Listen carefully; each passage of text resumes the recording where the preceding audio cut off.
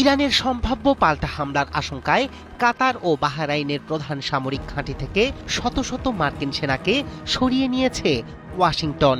Pentagon সূত্রের বরাতে এমনটাই জানিয়েছে মার্কিন সংবাদ মাধ্যম নিউ ইয়র্ক টাইমস। প্রতিবেদন অনুযায়ী কাতারের আল উদেইদ থেকে প্রত্যাহার করা হয়েছে কয়েকশো সেনা।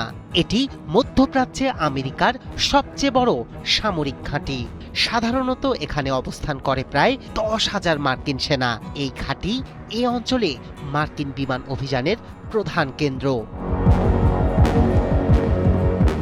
শুধু কাতার নয়, বাহরাইনে অবস্থিত মার্কিন নৌবাহিনীর ৫ম নৌবহরের ঘাঁটি থেকেও পাওয়া গেছে সেনা সরানোর খবর।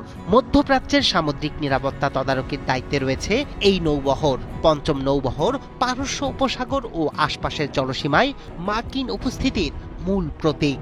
তবে ইরাক, সিরিয়া, কুয়েত, সৌদি আরব, জর্ডান ও সংযুক্ত আরব আমিরাতে এখনও অবস্থান করছেন মার্কিন সেনারা।